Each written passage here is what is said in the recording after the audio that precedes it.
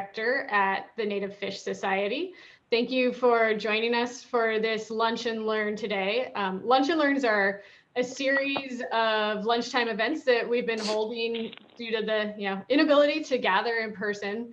And we have been featuring river stewards, fellows, and partners that work with Native Fish Society in advancing our mission on various projects throughout the region.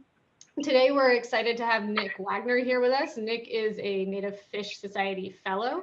In our fellowship program are a pool of folks that come to the organization with distinct skills and expertise that they then plug into the conservation work that staff and river stewards are doing on the ground.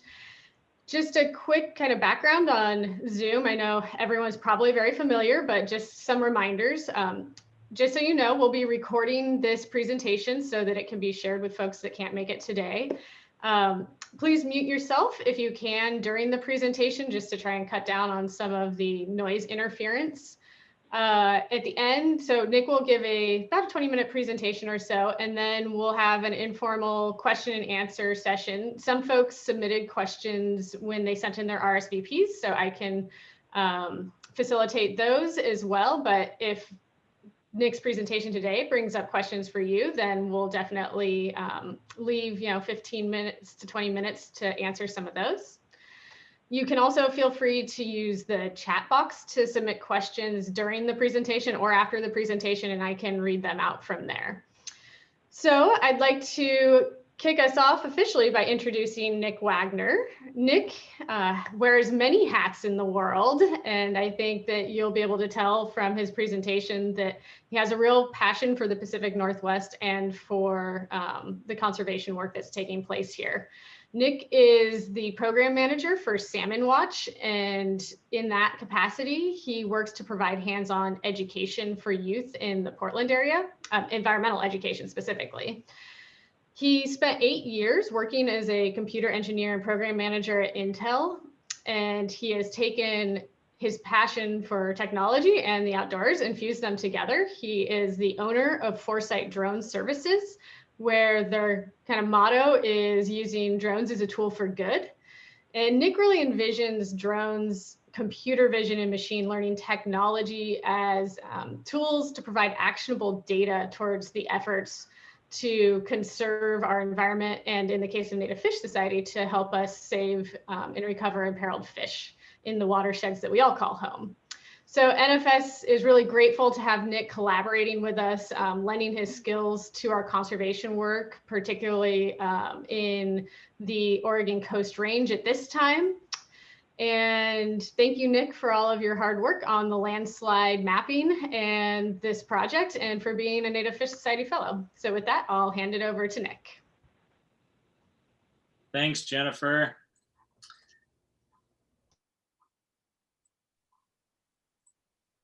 I'm going to share my screen. Is that working? Great. Thanks. Thanks for the opportunity to share here today, and thanks everyone for joining. It's so great to see so many faces on here, and many of which are familiar. Appreciate you coming. This is one story of utilizing drones to help protect endangered species. The filing on the left is a lawsuit that was brought against the Oregon Department of Forestry. This is the work of folks at Native Fish Society and a handful of other partner groups. This is not my area of expertise. My work is this little spinny animation on the right. This is my small part in this effort, the mapping and modeling of landslides in the Tillimook State Forest. In the next 20 minutes, I'll share the story of how these two things are related. So the story starts here with the Oregon Coast Coho, species of salmon. As an Endangered Species Act listed species, there's a federal recovery plan for this population.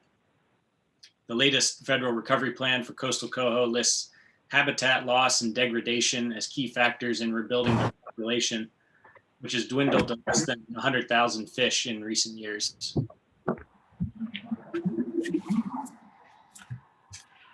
The Native Fish Society has an ongoing Landslides to Logjams initiative looking at the impacts of forestry on fish populations.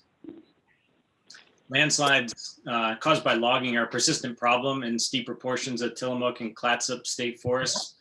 The landslides can bury and suffocate salmon eggs and newly spawned salmon in fine sediments. The landslides can also fill in pools that are needed by juvenile salmon, and it can decrease the summer stream flows.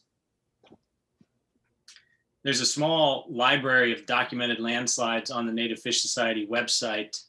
And I saw those examples there, and yes, there are landslides, but I wondered, how common are they? So out of curiosity, I started my own search. I browsed through satellite and aerial imagery on Google Earth and other sources and identified individual landslides. First, let's get oriented to this map here. In the bottom right-hand side is the Portland metro area. On the far left is the Pacific Ocean. The Coast Range Mountains separate the ocean from the inland valleys of the Willamette and Columbia rivers. In blue are the state lands, primarily the Tillimook and Clatsop State Forests. Each red dot here represents a single landslide. I stopped counting when I reached 101 landslides just in the North Oregon coast, north of Lincoln City.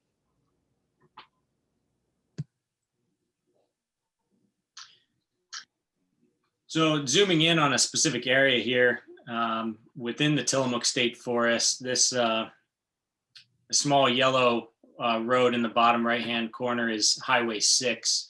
This is in the vicinity of the Tillimook Forest Center, if you're familiar with that attraction. Also on the map here, not shown, is the small town of Lee's Camp, which once held the record for the highest 24-hour rainfall total in Oregon at 14 inches. This is all part of the Wilson River watershed.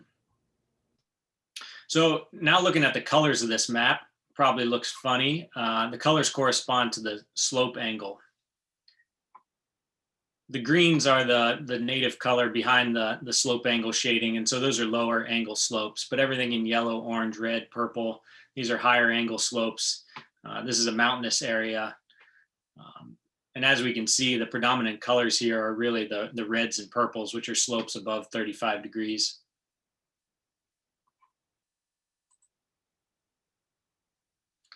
Now looking at this same area of interest, but a different base map, instead of the slope angle shading, this is the satellite imagery. We can see the patchwork of clear cuts that's characteristic of industrial forestry. In some regards, these aren't really forests at all, but monoculture tree plantations, essentially agriculture of trees. The key characteristics of this place are the steep slopes, heavy rains, and industrial forestry. From here on out, we're going to be diving into two case studies from this area. The number one red dot shown on this map is what will be referred to as the Wilson River landslide. And number 74 on the map is the Cedar Creek landslide. So looking first at the Cedar Creek landslide, this is a short animation of Google Earth screenshots that show the time progression of the Cedar Creek landslide. We can see that in 2010, the slope was full of tall trees, and in 2012, that slope was harvested. And sometime between 2016 and 2017 is when the landslide occurred. One other thing to note here is that I added this little icon to the top right-hand corner with an image of the Cedar Creek landslide. Throughout this presentation, I'll be toggling back and forth between the Cedar Creek and the Wilson River landslide, and they have very distinctive shape differences. And so I just include this little icon here to help you track which landslide is being shown. So to look at that Cedar Creek landslide, same images, but maybe a little bit easier to see here. This first image is from 2005, but essentially before the harvest, mature trees there. 2012 harvest operation, and then by 2017 the landslide had occurred.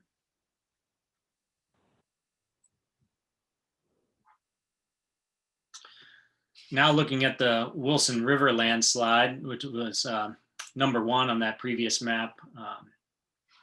The image on the left is from 2012, and you can't really tell from this zoom level, but even in the Google satellite or aerial imagery, you can zoom in and see that this was actually an active road building operation in 2012. You can see the equipment out there, and they were preparing for a harvest. There was a timber sale at the top of the slope called the Northwest Combo Timber Sale. And then sometime between 2012 and 2016, the harvest took place, and also the massive landslide precipitated into the west fork of the North Fork of the Wilson River. The name of that fork is a mouthful, so shorten the name to the Wilson River landslide.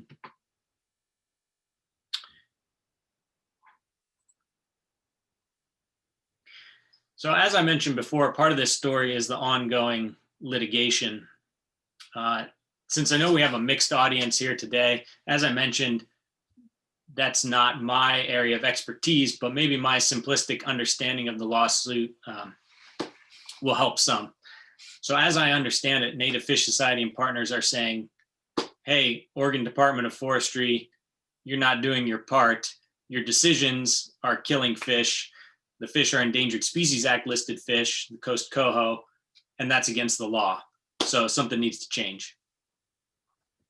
Again, that's the simple version. It's so much more complicated than that. I see Jennifer smiling, and if there are questions about this, we can straighten it out in the question and answer. But I did want to include that here because it is part of why this effort is worthwhile. So we know there are landslides, but to what extent do these landslides impact the endangered fish habitat? So as a commercial drone pilot, I offered my capabilities to this effort. With the drone, we're able to plan these missions such that we could potentially document with imagery and video for qualitative analysis of the landslides, as well as do a drone survey to create a map layer of individual landslides. And using a technique called structure from motion, which I'll talk about more later, we could create a 3D model of the landslide, with the goal being, can we measure the erosion and deposition of these individual landslides? Where did the soil move from, and where did it end up?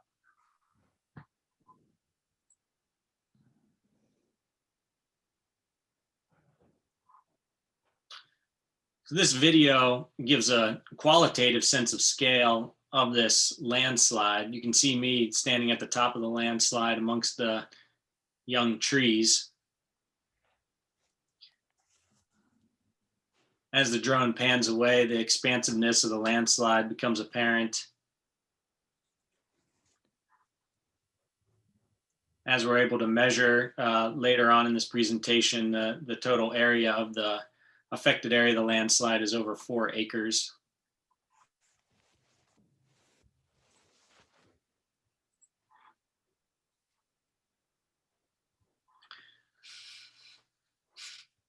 Now back to the Wilson River landslide. This image captures the entire mountainside.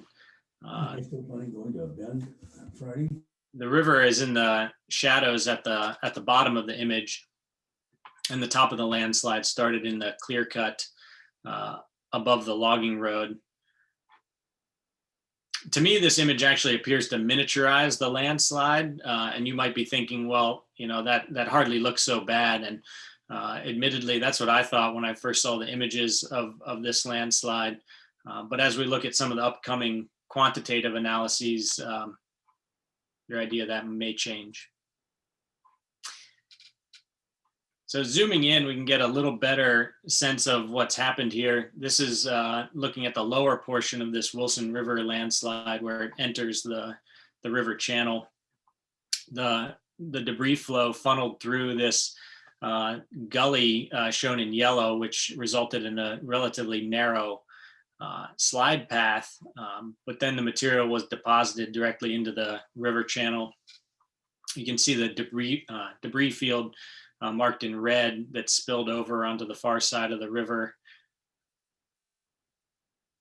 Shown here in blue is a eroded roadbed. It might make more sense to recognize in purple in the bottom right-hand corner is a bridge.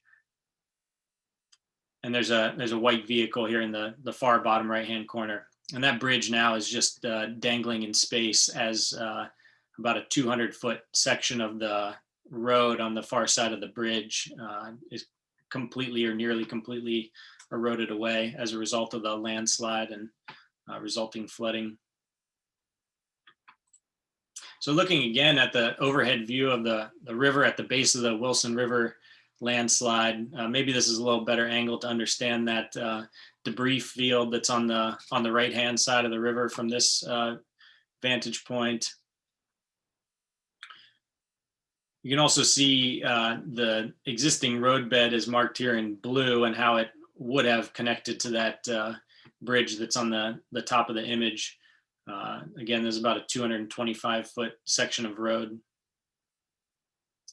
Being there in person is really a powerful sight. The images are great, but it's not the same as being there. And if you've never been to this place, I encourage you to go there.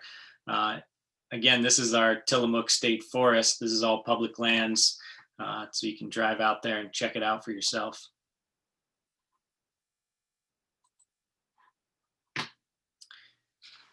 So while the drone pictures and videos are good for qualitative documentation, getting a sense of these places, how do we get quantitative data? And that's where the drone survey comes in. The flight path of the drone is pre-programmed and guided by GPS. And the drone itself actually flies autonomously once it's been programmed and once it takes off.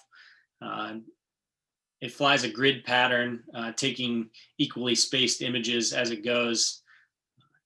Each yellow dot in this image is the location of a photo. Each image that gets captured is geotagged with the coordinates from where it was taken.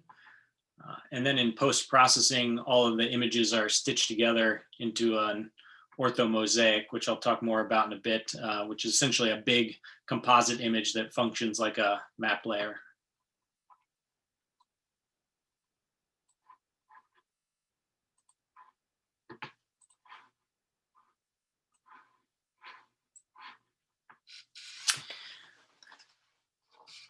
One other useful capability is that of terrain following. So see this chart at the bottom of the screenshot. This is mountainous terrain, and the best data is collected by maintaining a consistent altitude above the ground.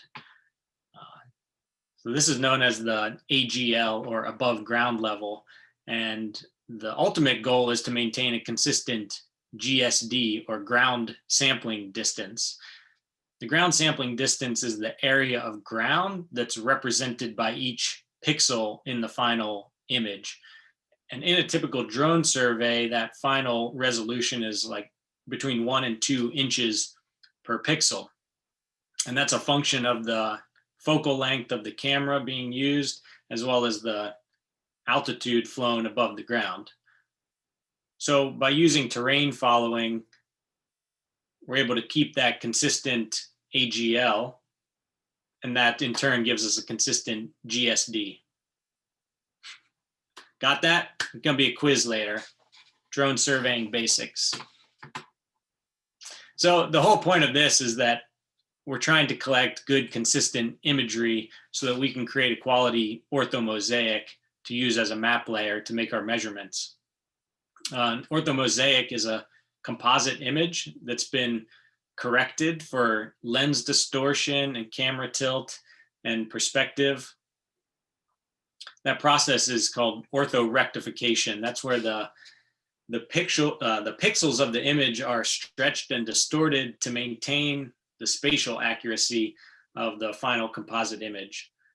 You can't just take one image and make a measurement from that. So it's through this process of taking many overlapping images, stitching them together, and using this orthorectification technique that allows us to make a map layer that we can use to make measurements of distance and area. So for example, this orthomosaic is shown overlaid over some other base map layer, and this blue polygon measures the area of the landslide at 4.53 acres.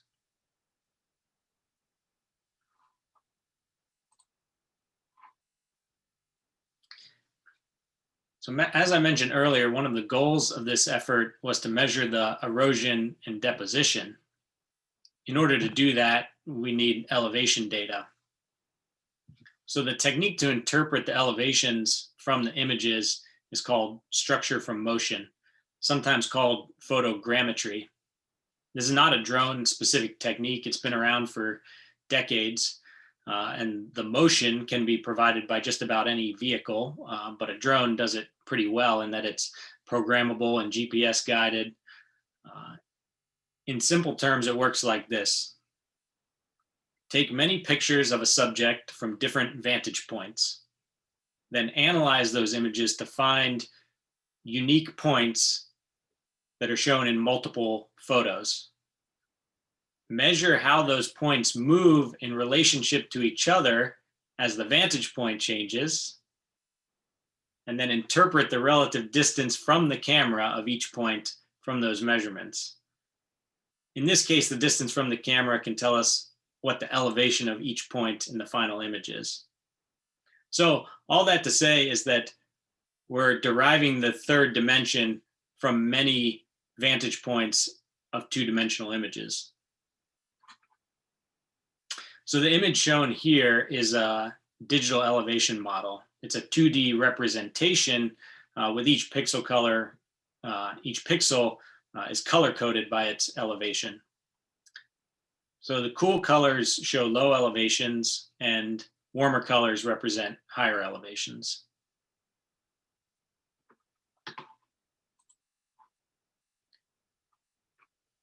Then we can take the same data and represent it in 3 dimensions. So we can draw each point in a 3-dimensional space, which is called a point cloud. So this point cloud, now we have our digital scale model of the landslide, and this can be used to make volume measurements.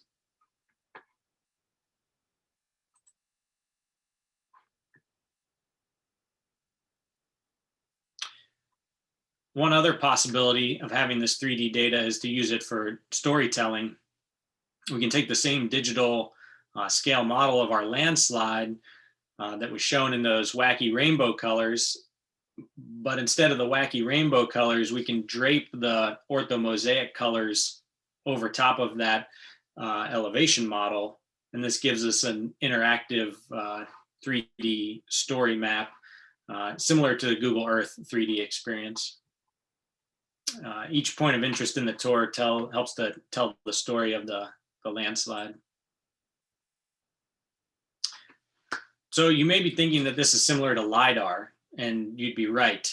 For those who aren't familiar, Lidar is short for light detection and ranging, and this is the usage of lasers to measure distances. It's commonly used in surveying of terrain.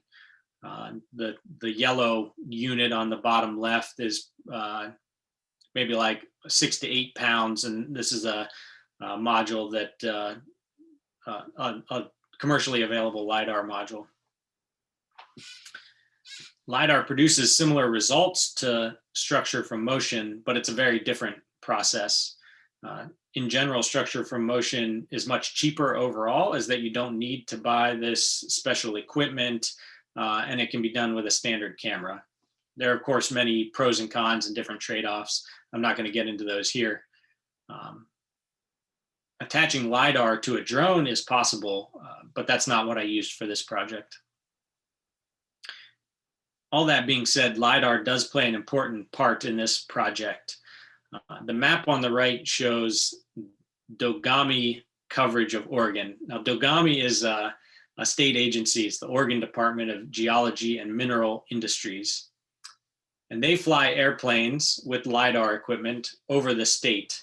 The output is high resolution elevation data for all the areas shown in blue, which is a pretty good percentage of the state of Oregon, including the entire Coast Range. The data has many functions in government and in industry, and they make the data available to the public. So this Dogami LiDAR data was used as the reference data layer in this project.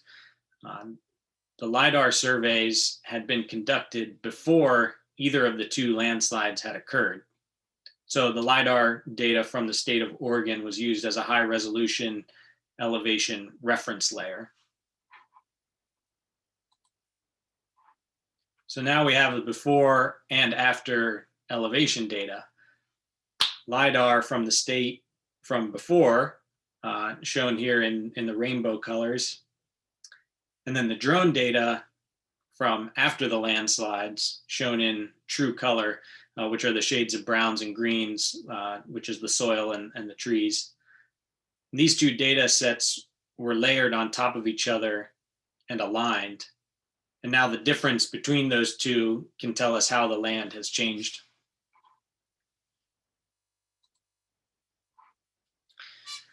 Finally, here's our quantitative volume measurements. These are the cut and fill analyses of each landslide. We can now see where and to what degree the terrain has changed. Where did the soil come from, and where did the soil end up? Erosion is shown in shades of blue, and deposition is shown in shades of red. The Cedar Creek landslide is on the left. The deep blues towards the top of the landslide represent up to 60 feet in elevation loss. And then the reds towards the bottom represent up to 30 feet in elevation gain. Similarly, the Wilson landslide on the right, you can see the deep blue at the top in the clear cut represents up to 20 feet of loss in elevation.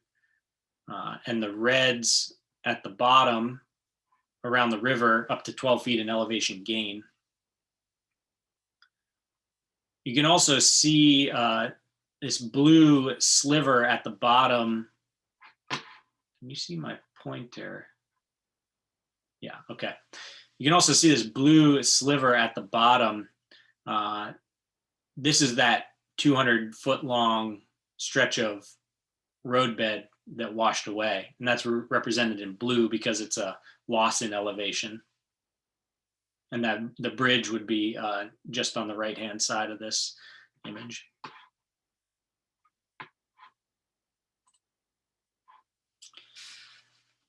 And then these volume changes were measured.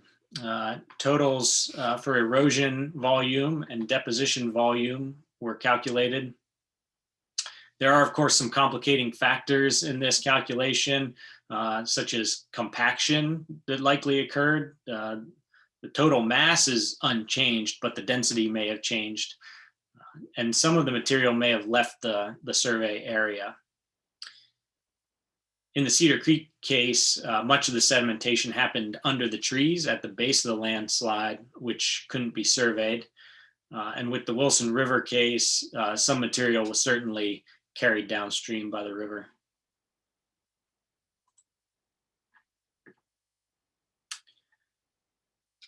The Cedar Creek landslide had an estimated 77,000 cubic yards of erosion, 32,000 cubic yards net negative. For me, it's easier to think of in terms of dump trucks, easier to picture, with each truck carrying 10 cubic yards. So that means 3,200 dump trucks of material were unaccounted for in the Cedar Creek case, which may have been carried away in the drainage below. The Wilson landslide had an estimated 25,000 cubic yards of erosion, 18,000 cubic yards were deposited directly into the Wilson River channel. Again, with 10 yards per dump truck, that's 1,800 trucks of material added to the river channel.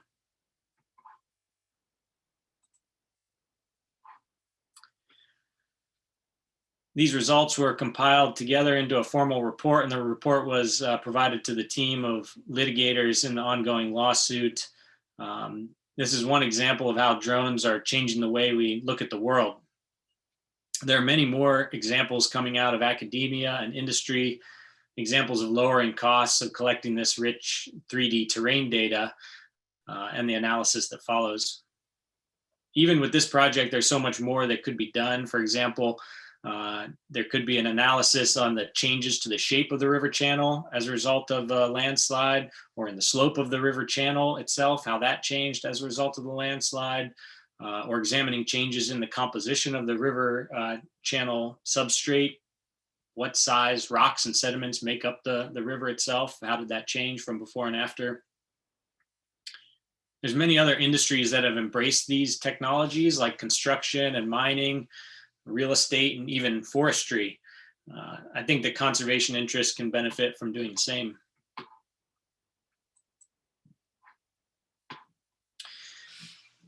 Before I share this one piece of progress, it's important for you to know that I am but a tiny contributor, and there's so much more than my small piece that goes into this lawsuit. Many are working day in and day out on this effort, and they deserve any credit for this piece of progress. In December, Oregon Department of Forestry dropped 2 planned timber sales that were on steep slopes. One of those timber sales, named Thundercat, was planned on a very steep slope just a couple miles from both of the landslides that we looked at today.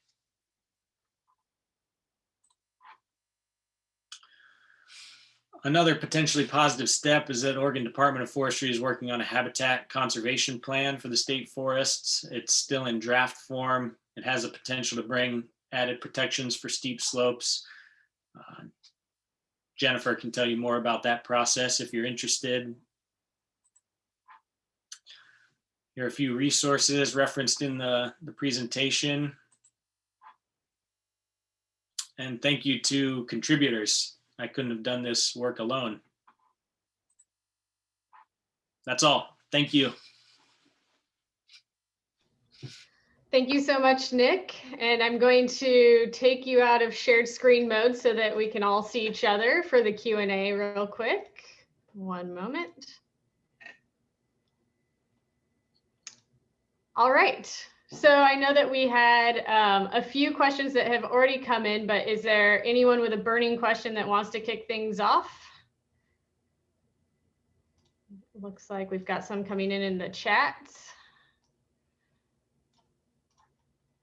So one of the questions that we had come in earlier, folks, I think, had some kind of like questions around the conservation uses of drones that we can chat about, as well as just some, how individuals can interact with drones out in the world.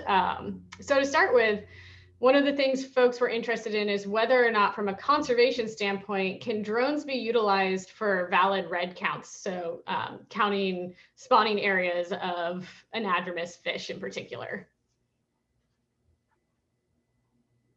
Oh yeah, am I still off mute? Oh, yeah. Nope, you're on. Yeah, that's a good question. And yeah, that's certainly one of the valid applications of drones. I know that there is quite a bit of work that happens out in Idaho, Grand Ronde, Snake River watersheds using drones for redd counts. On the west side, it's a little bit more complicated with the canopy cover on the sizes of the rivers and streams that may be of interest. So it is, those conditions may be prohibitive.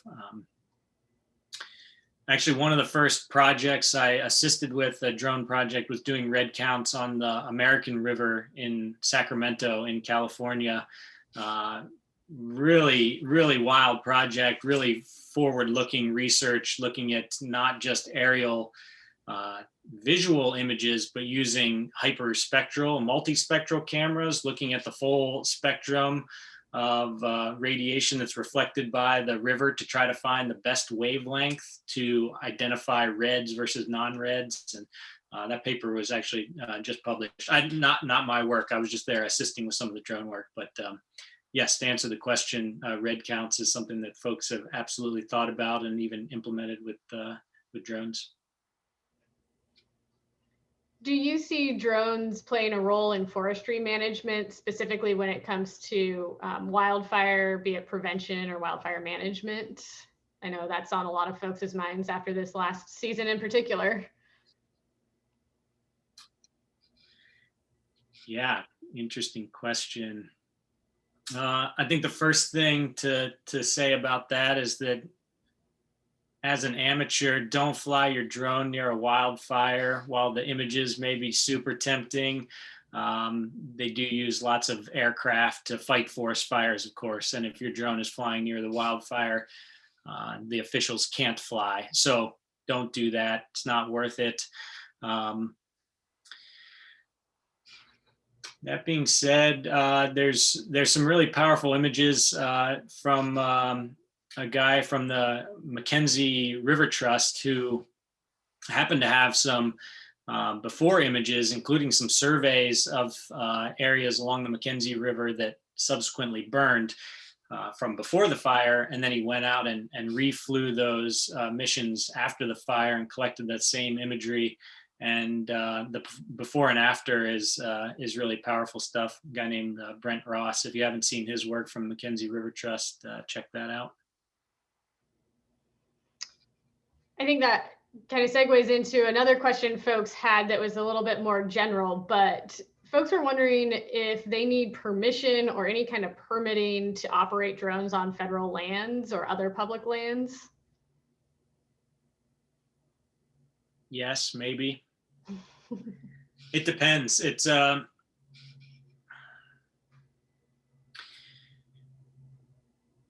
once your drone is in the air, it's in the jurisdiction of the FAA, who controls all of the airspace. And so in order to understand all the airspace, the best way to do that is with a Part 107 drone operator's certification.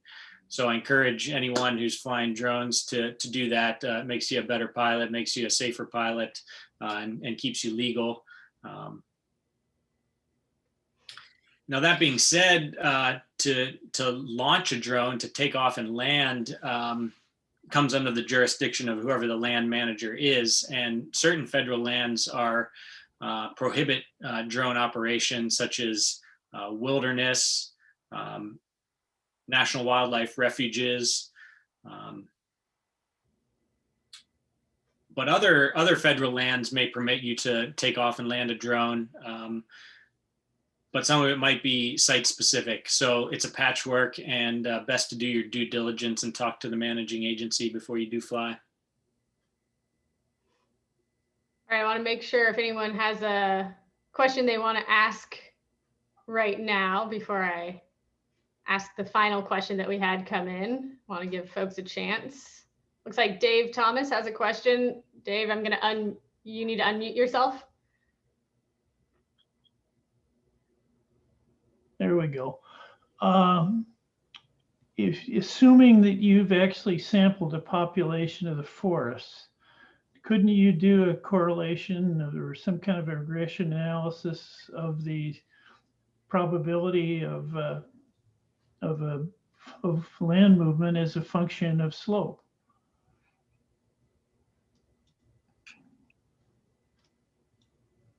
I'm not sure I fully understand your question, Dave. Are you saying that you could predict the landslide as a function of Well, slope? I mean, we talk all the time about the assumption that this kind of clear cutting on steep slopes is a risky business. To my knowledge, nobody has quantified that because they haven't had a population of events. But if you take your area and looked at all the areas that have been clear cut, which it seems like you could do fairly easily, say from some period of time, and then how many of them have have shown significant land movement or detectable land movement. And then how does that correlate either in general or by quantity as a function of slope? Yes, I think you're right. I've never seen those data, but I mean, as I say, I think we all assume it's there and it makes sense. And the examples we show are all very steep slopes. And then nobody has quantified that as an actual risk to my knowledge. But it seems like the data you've got would allow you to do that. Yeah, I agree. And I'd be happy to carry that forward if anybody's interested. I'll definitely circle around with you, Dave, because I think part of the litigation component to this is we're seeking to make the argument that forest practices on steep slopes as they exist now are not doing a good enough job of protecting steep slopes from slides, and therefore resulting in the harm to the endangered coho or the threatened coho. And that's also a good segue real quick for me to provide, just for folks that are interested. One of the things that we might have coming up is work on helping us ground truth some slides in the Coast Range with what has been recorded by the Department of Forestry. So if anyone is interested in helping us do some of that ground truthing work in the spring, you can reach out to Native Fish Society. Anyone can help you, but Liz Perkins, our new Northern Oregon Regional Coordinator, will be coordinating that work in particular. And then anyone else have a final question before I wrap things up here? I was just going to ask Jennifer real quick. Oh, was someone else? How does one get interested in, being a pilot and learning more about how becoming flying a drone? And do you do any lessons or anything with folks? No, Kirk, I've never done any lessons. Happy to do a field trip show and tell sometime and fly the drone if folks are interested. Yeah, the FAA Part 107 certification is a good place to start. Of course, there are toy drones out there that you can fly safely close to home. You'd probably want to bring out your not fancy drone for the the lesson. Well, there was one last question that I thought we could end with, which came from Ryan, who I believe you guys are fellow ornithologists together. And Ryan, did you want to ask your question? Yeah, sure. I just was curious if you've seen any good birds up there in the sky or ever had your drone attacked possibly by a bird. Have not been attacked, thankfully. The thing to say about that is that drones are annoying. Don't fly them near animals if you can help it. I can't stand it. I'm going out to these beautiful places and disturbing the skies with this annoying humming thing. But it's a great tool, and I think if used with some respect, it can do the least amount of harm possible. There's a group out of California called Oceans Unmanned, and they also run a program called Eco Drone, which they maintain a list of best practices for flying your drone in proximity to wildlife. And so I adhere to those. And that being said, I did work with some folks out at the Malheur National Wildlife Refuge, and they were surveying nesting American white pelicans, and we were flying the drone over the nesting pelicans, and yeah, really cool images that came out of that. Awesome. I'll have to see this. And in the chat, we had someone that was hoping that the Pennsylvania Department of Forestry would have some work for you. I think they're trying to lure you back to the east side of the States. Well, thank you so much, Nick. Like I mentioned, if anyone is interested in getting involved specifically in our work around reforming forestry practices, it's not just litigation related. We are also engaged in the Habitat Conservation Plan, which has actually been kind of a result of our litigation, is forcing the state to obtain the necessary put a plan in place that will help preserve threatened and potentially threatened and endangered species into the future. That plan is entering a new public phase this spring and summer, so there will likely be advocacy opportunities around there to really advocate for steep slope protections in particular. So keep an eye and an ear open for those, or get in touch with NFS if you want to be keyed into those opportunities. Also, if you have an interest in getting your boots out into the Coast Range with Liz potentially this spring, please reach out. You can reach Liz at Liz, L-I-Z as in zebra, at nativefishsociety.org. And just a plug, if you are a member of our community and you want to be a featured speaker at one of our Lunch and Learns, please reach out to myself or any of the other staff. We would be happy to host you. We really appreciate your time today, Nick. Thank you so much for the really interesting and visually stunning presentation that you provided us. It was really fun to see it in real time, like the movements of everything, because it's one thing to see it on the page, but to actually see how many ways that this data can come together and really tell a story is really exciting. So thank you so much. Thank you all for coming, and I hope that you have a lovely afternoon. Thank you, Nick. That was awesome. Thanks, guys. Good job, Nick. Everyone. Thanks, Nick. Good job, Nick.